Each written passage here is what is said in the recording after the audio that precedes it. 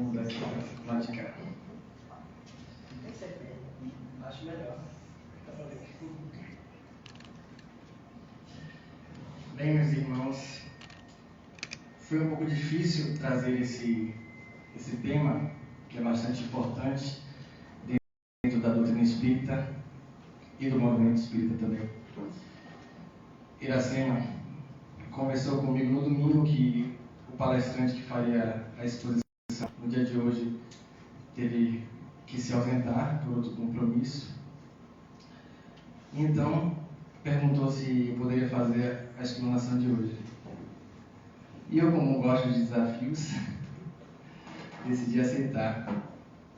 Então, eu pedi orientação espiritual para que eu pudesse, ter uma orientação do que falar. Então, veio, por inspiração, desse tema tão importante para todos nós, que é o Evangelho do Lar. Então, não dá. Tá com friozinho. Tá tendo friozinho. Chega pra cá, Maria, eu acho que fica melhor. Então, não dá para falar do Evangelho do Lar, do Evangelho, sem introduzir um pouco falando do que é o Evangelho e como começou. O Evangelho traduz-se muito como boas novas.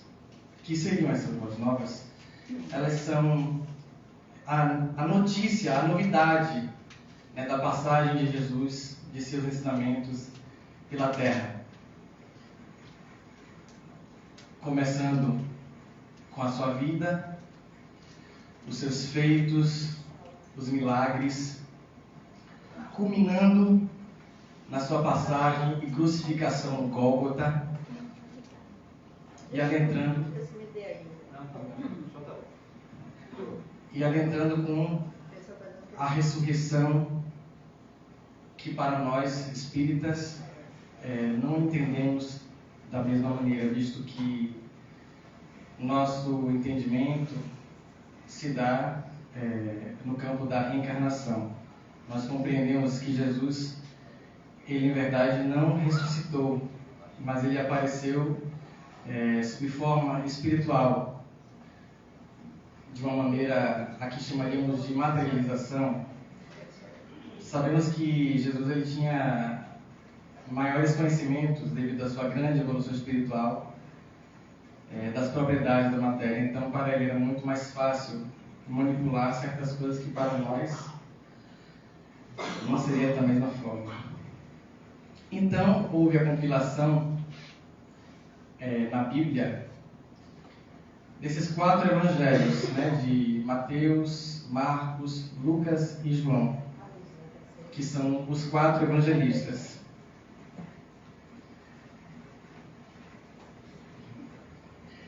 Então, juntando o Espiritismo a isso, no Livro dos Espíritos, Kardec pergunta qual modelo de guia que passou pela Terra de mais perfeição para que a gente se baseie. E então os Espíritos responderam: vede Jesus. Pode passar.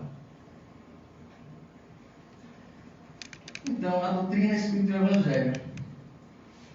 Para começar a falar do Evangelho do Lar, por ser uma obra espírita, não podemos deixar de evidenciar o nascimento do Espiritismo.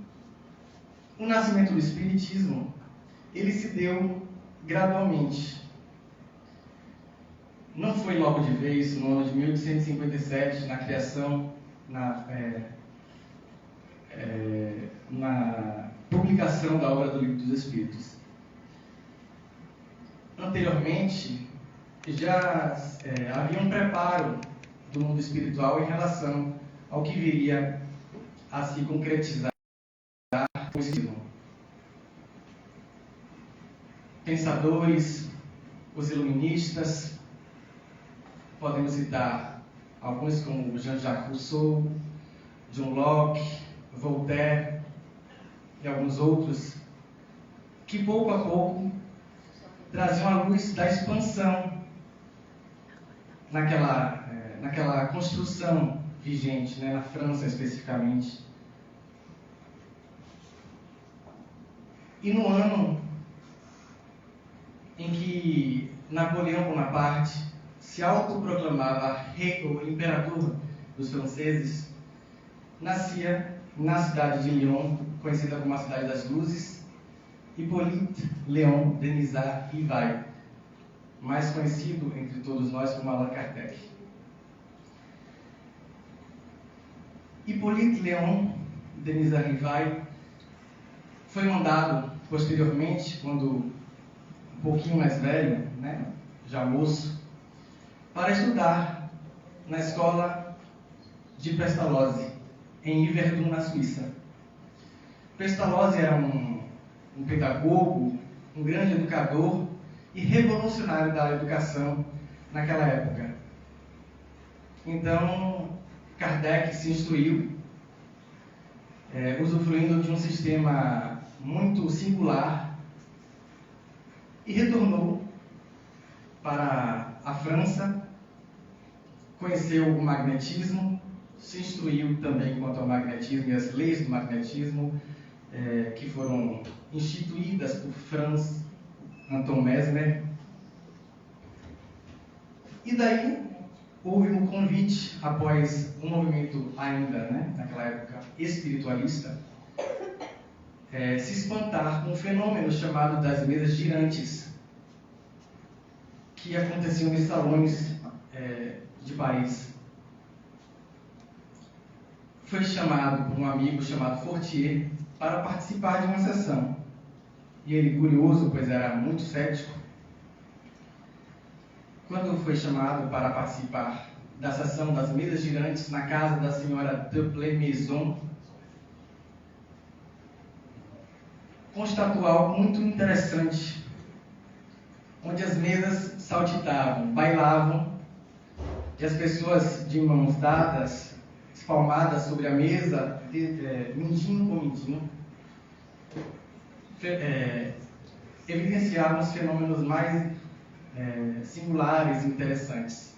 E as mesas também respondiam, além dos movimentos que elas provocavam, dos estalos, elas respondiam às perguntas, o que deixou Hippolyte muito intrigado. Primeiramente, achava ele que poderiam ser fios invisíveis que eram ali amarrados nas mesas, provocando aquele fenômeno.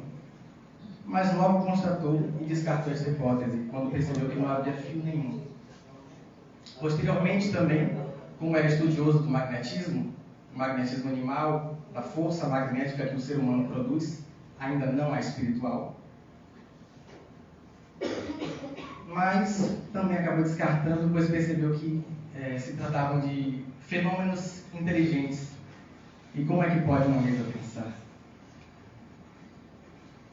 E daí veio a última e então aceita questão das consciências espirituais, dos espíritos dos homens já desencarnados que produziam aqueles estranhos fenômenos que ocorriam nos salões parisienses.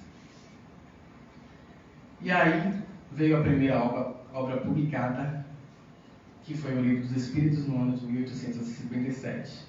Ele, após, no ano de 1861, ainda publicou o maior tratado mediúnico até hoje pelo mundo, que foi o Livro dos Médiuns. E, no ano de 1864, a então obra que a gente vai, de forma mais evidente, abordar, que é o Evangelho segundo o Espiritismo.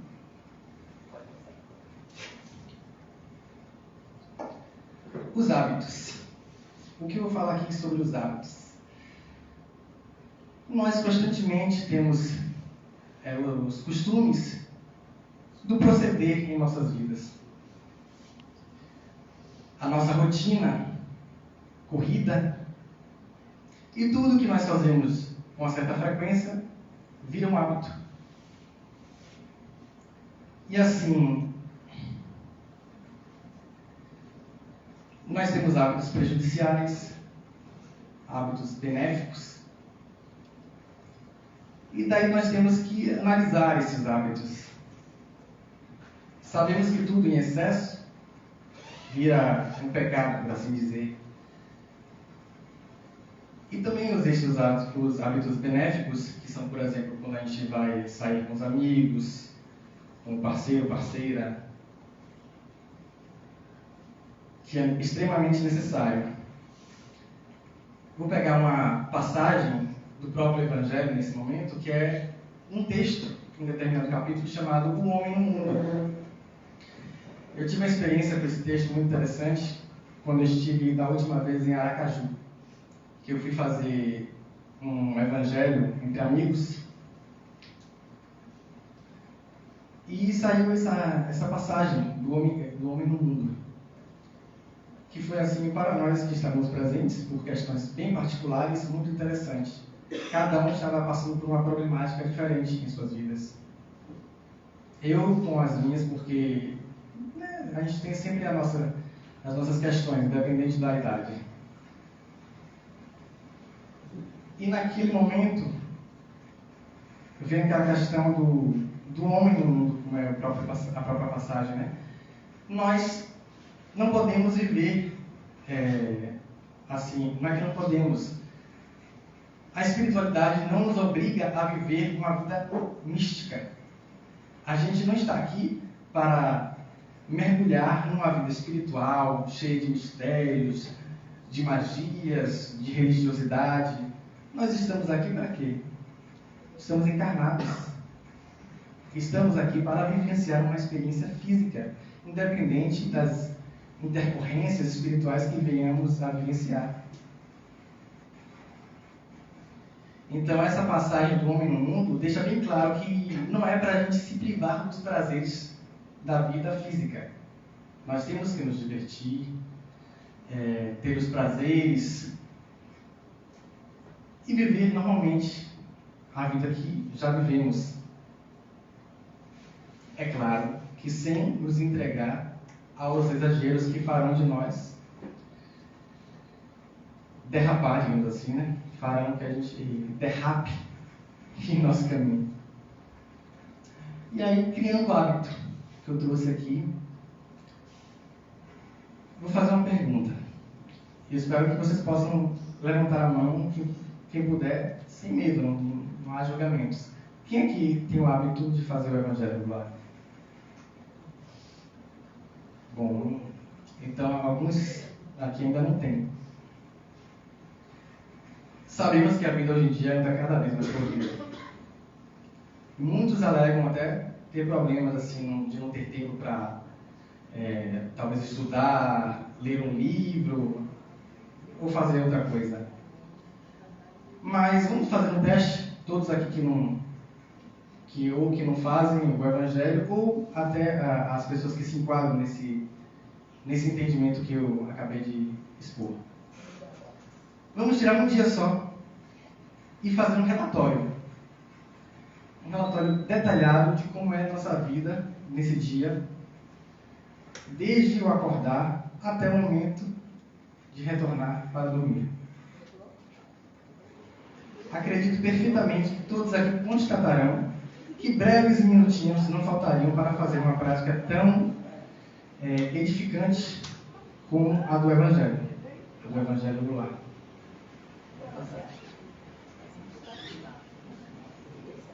Então, já falando de Evangelho, não poderia deixar também de falar sobre a prece.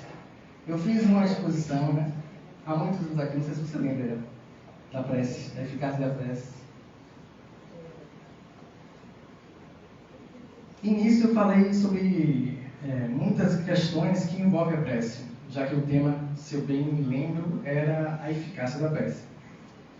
A prece é uma projeção do pensamento.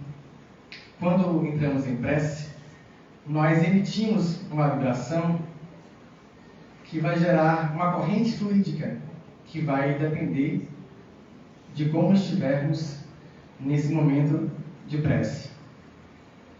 Então, poderia ser uma prece de agradecimento, de um pedido. Sempre é bom fazer primeiro de pedir um agradecimento. Então, a prece também nos eleva a um estado de contemplação, no momento que a gente entra em prece, é quase como se existisse um êxtase. Eu costumo dizer assim e pensar também, nos momentos específicos, quando eu estou aqui no Centro Fraterno, desde os meus 13 anos, muito embora naquela época era bem mais imaturo, né? Mas esse ambiente aqui, e daqui a pouco que teremos o momento do passe, é um momento único. É um momento que a gente tem que realmente se recolher no nosso interior e focar na nossa contemplação do ser, no nosso eu divino existente ali. O próprio Jesus disse: vós sois deuses. Então, cada ser aqui presente, em cada ser habita um eu divino. Só que devido à nossa fragilidade, à nossa ignorância, a gente não expande esse eu divino. Então a prece também nos servirá para expandir esse eu divino, não somente para um pedido, um agradecimento. Na prece também é onde encontramos o autoconhecimento. É onde percebemos as nossas fragilidades, nossos equívocos e buscamos o acerto. A reunião semanal. Por que fazer o Evangelho? O que é que o Evangelho no lar nos trará de benefício? É um ponto bom para imaginar, né? Ainda mais para uma pessoa que estaria começando na doutrina. Por que fazer o Evangelho? Primeiro, o Evangelho nos dará o amparo necessário nos momentos decisivos de nossa vida. Nos momentos decisivos e também naqueles mais simples, onde a gente estremece com besteira. Através dos ensinos de Jesus, nós haveremos de pegar a reflexão necessária para aquele momento delicado que estaremos vivendo. A gente vai poder perceber que aquele momento, mesmo que ele de alguma forma vá passar,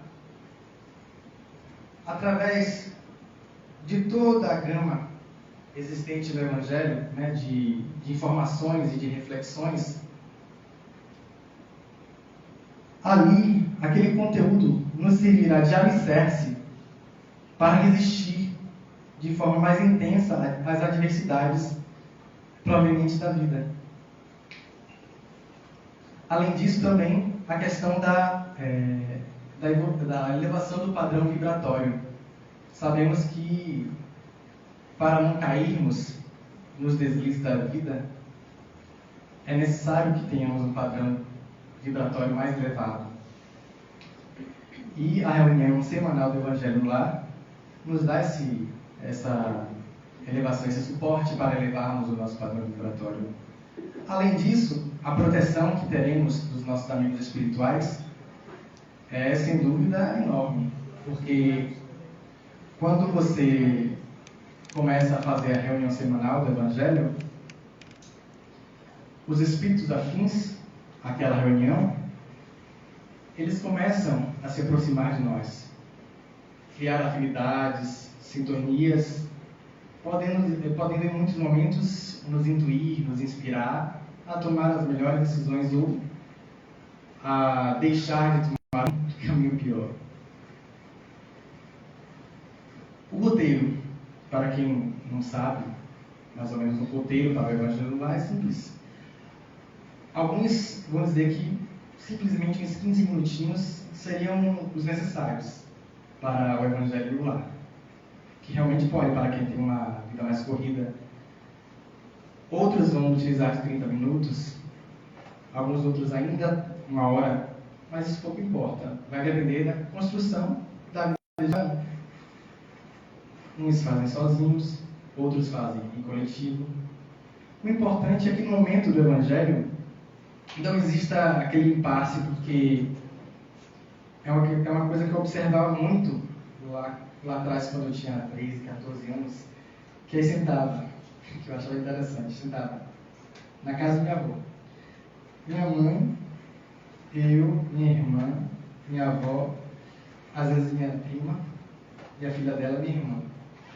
E meu pai, para variar, que achava que isso era loucura. Não fazia sentido nenhum para mim. Só começou a perceber que tinha uma coisa estranha quando ele começou a ver os testemunhos mediúnicos. Nem vinha. E aí, no que começávamos, né, a discorrer sobre o Evangelho, o tema do dia, e aí começavam as alfinetadas. Serve para fulana. E aí que começava o problema, porque uma reunião que era para ser de uma energia fantástica, começava a desmoronar. Isso era péssimo, me deixava tão insatisfeito. E aí, hoje em dia eu converso sobre isso, né? Quando eu vou fazer o Evangelho, eu falo, vamos nos concentrar aqui, nada de ficar falando sobre a vida cotidiana, a vida corriqueira.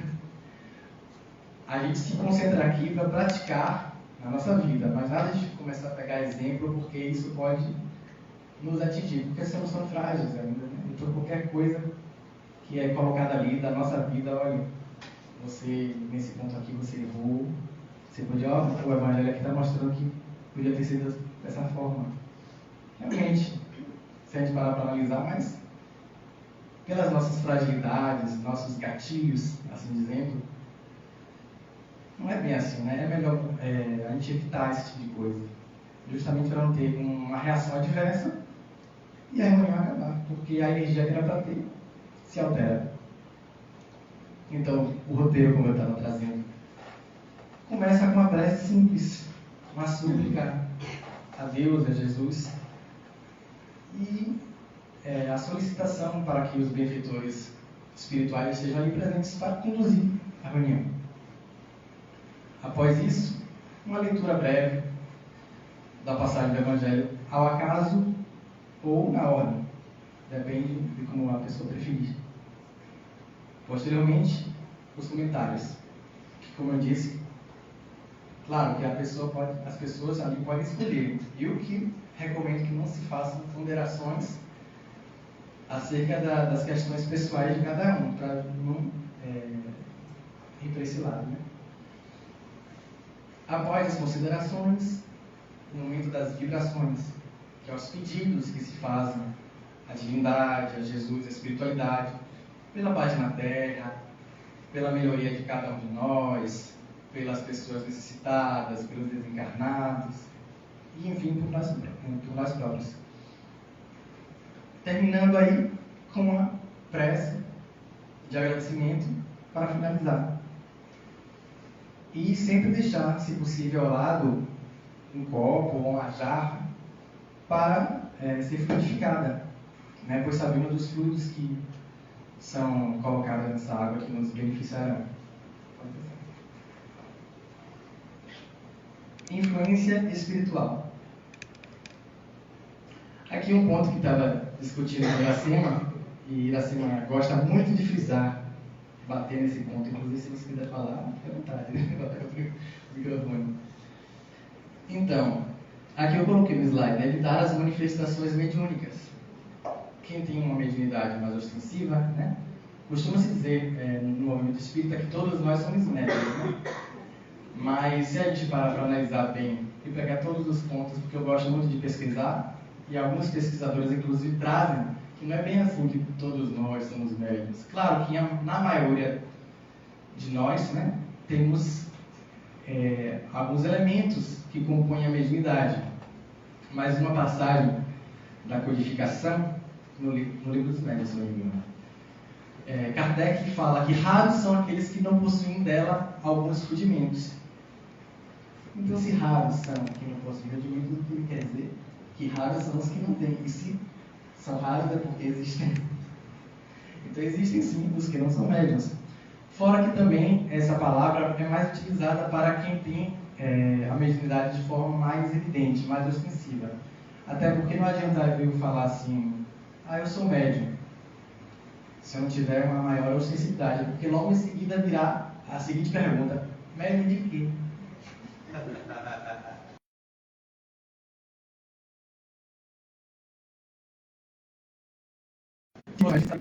Ele é médium porque ele é médium ostensivo. Então, quando realmente é mais sensível, vai dizer, eu sou médium de psicofonia, de clarividência, de qualquer outro tipo de mediunidade, das mais diversas mediunidades no livro dos médiuns, porque elas não se reduzem a 3, 4, 5, não. As mediunidades, se não me engano, existem mais de 50 tipos de mediunidades diferentes catalogadas no livro dos médiuns. E então, o que o Conversão pela Cima, que ela gosta sempre de bater nessa tecla, é que se evite de estar praticando. Por quê? Exatamente, Evangelho no Lar não é o lugar adequado para a prática mediúnica. Primeiro, porque estamos no nosso lar. Haverão, sim, diversas entidades espirituais que nós desconhecemos. E no nosso lar, justamente por se tratar do nosso lar, existentes assim, as mais diferentes adversidades, a gente não sabe como é que vai se dar aquele tipo de manifestação mediúnica e não vai ter um amparo necessário, um aparato de alguém de maior conhecimento para poder atuar e assistir a pessoa naquele momento de manifestação mediúnica. Então, eu não posso chegar aqui na frente de vocês e dizer é proibido manifestação mediúnica no Evangelho do Lar. Isso aí não. Não é que seja proibido, não é recomendado.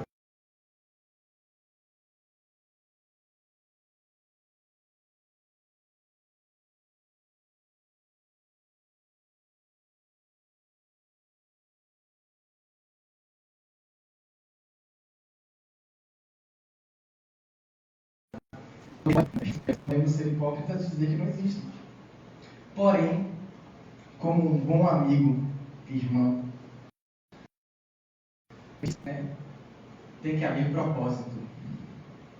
Não é simplesmente você começar a fazer o Evangelho lá e fazer uma reunião mediúnica a esmo, em casa, né?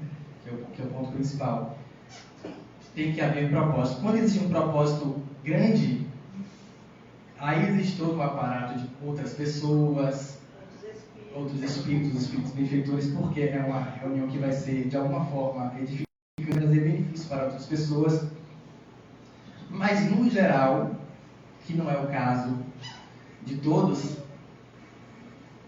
não é realmente o melhor momento para estar praticando. É melhor que deixemos para trabalhar com a mediunidade dentro da casa espírita, na reunião mediúnica, onde teremos as pessoas capacitadas para lidar com esse tipo de fenômeno. Né? Verão os dirigentes da reunião, os coordenadores e outros irmãos que irão atuar naquele fenômeno, a depender de como ele se evidencia.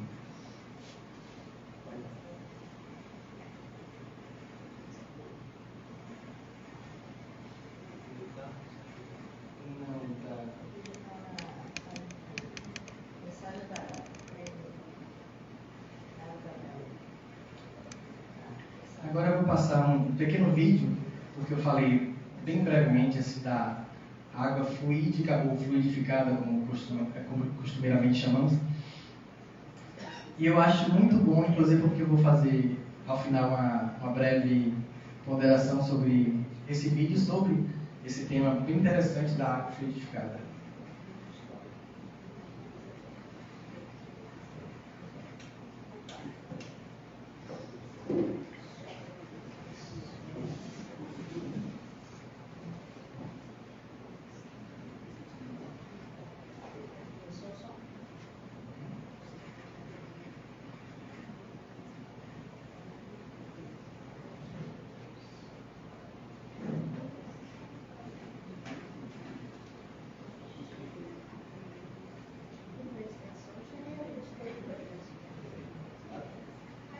Desta encontra-se em forma de gelo.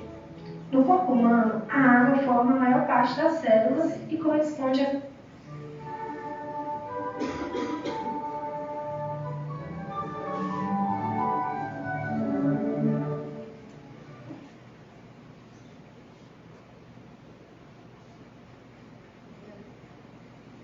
planeta surgiram na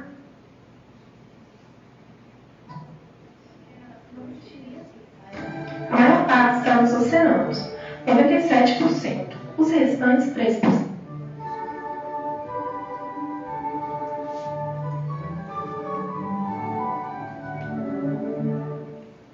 O planeta Terra apresenta em sua composição 70% de água. Os primeiros seres vivos do planeta surgiram na água há cerca de 3,5 bilhões de anos. Sem ela, não existiria vida. A maior parte está nos oceanos, 97%.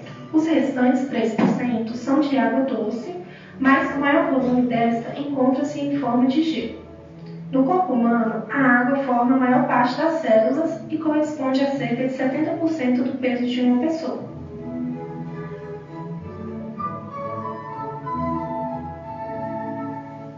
O Dr. Masaru Emoto é um cientista japonês que se dedicou por 8 anos a um estudo científico e demonstrativo que comprovou a influência de pensamentos, emoções, sentimentos e palavras sobre a formação estrutural e imagética das moléculas de água.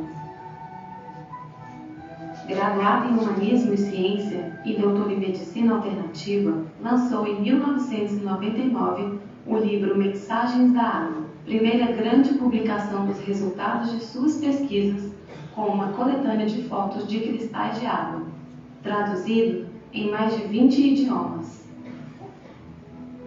Em seus estudos, fotografou cristais de água congelada, formados após as moléculas serem submetidas a diversos tipos de vibrações, positivas e negativas.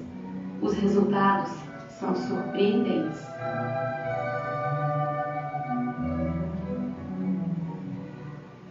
Nona Sinfonia de Beethoven.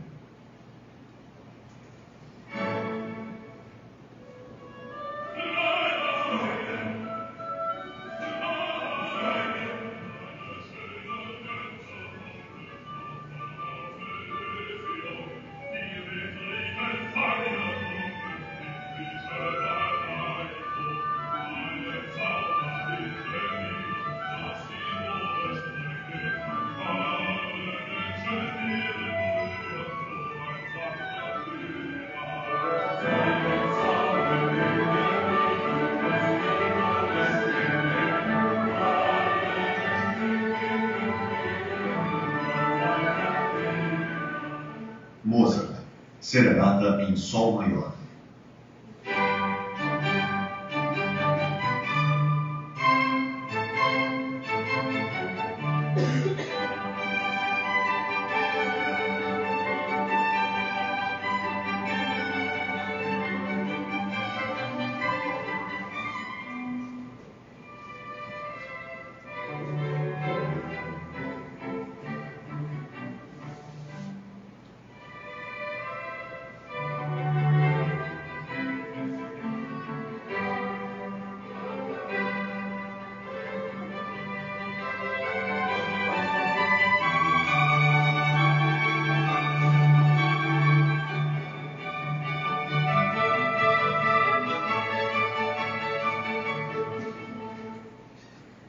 Sinfonia número 9, do Novo Mundo.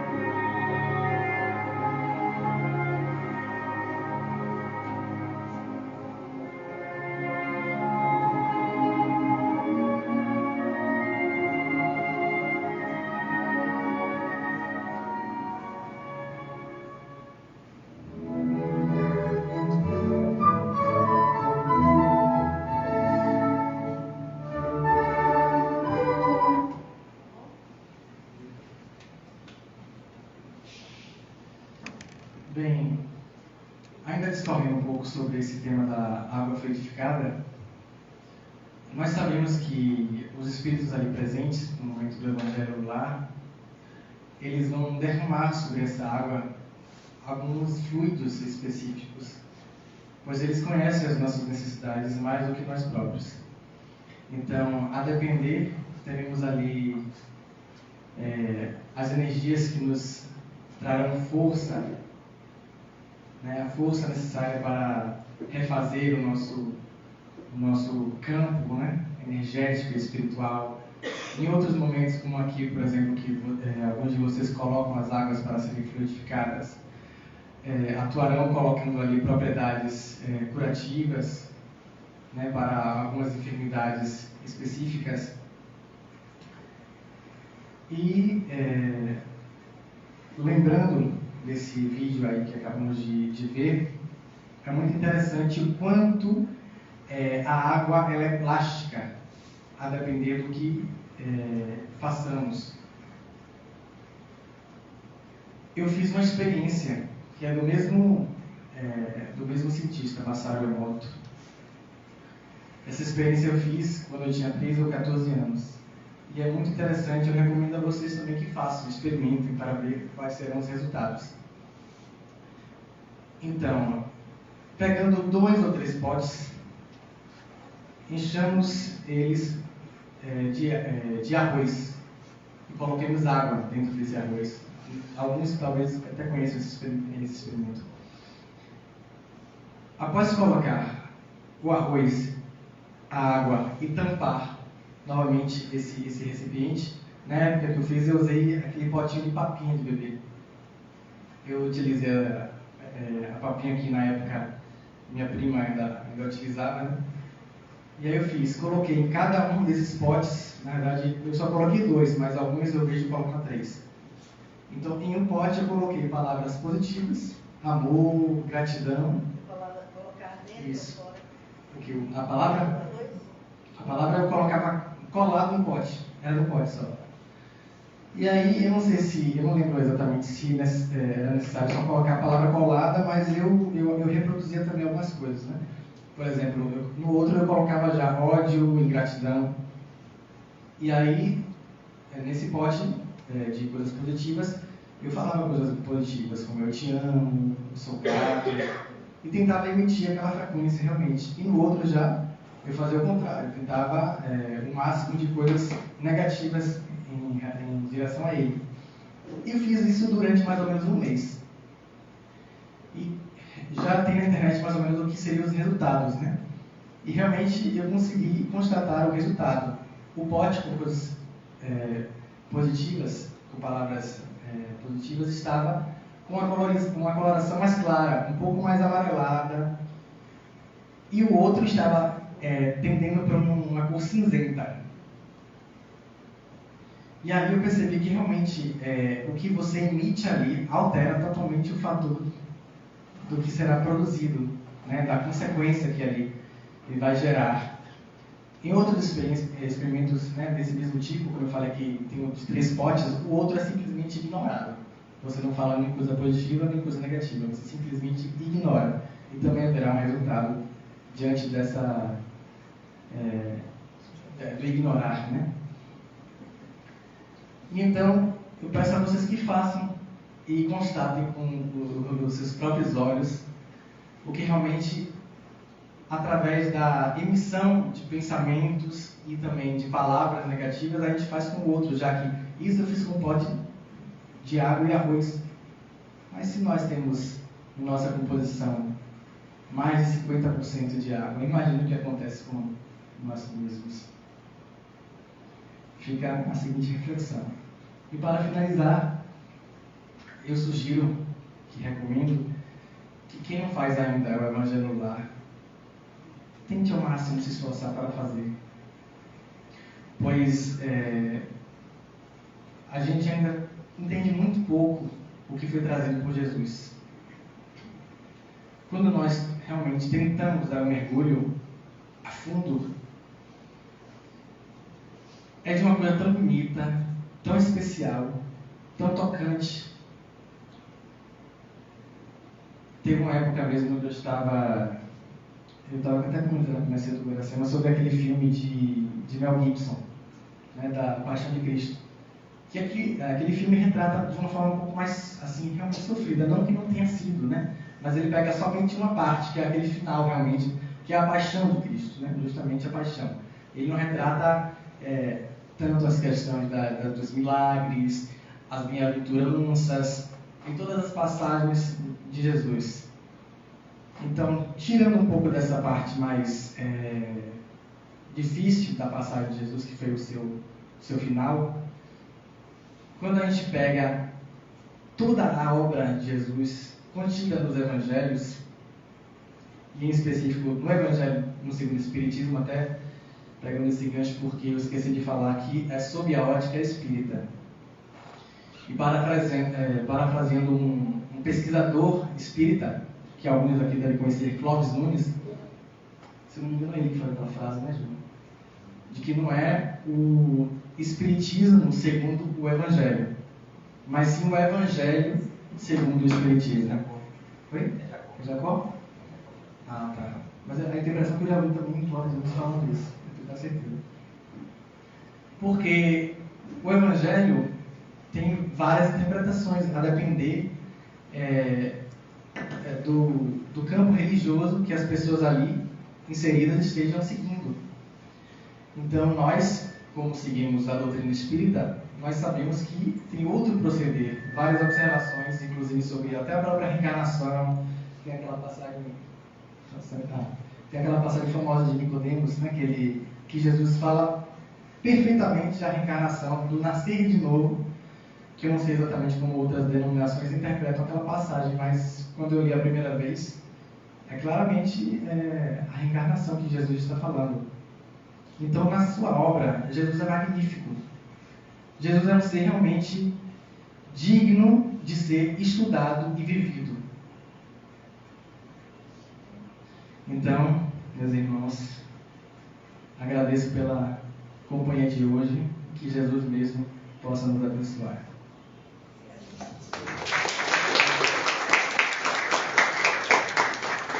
Pois é, nosso texto, gente, o texto fala uma coisa importantíssima. Evangelho do Lar não é mediúnica, gente.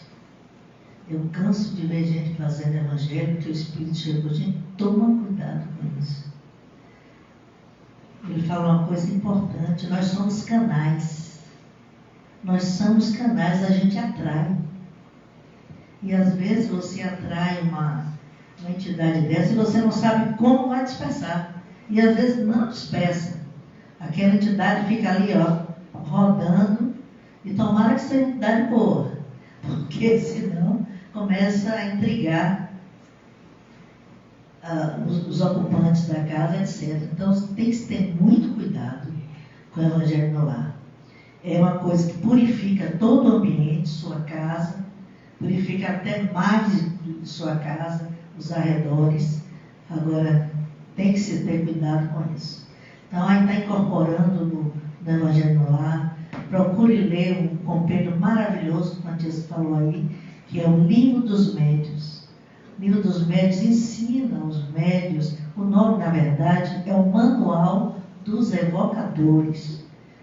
Ajuda a ter equilíbrio, ajuda quem nunca leu, e quem não quiser comprar só para ler, pega na biblioteca, entendeu?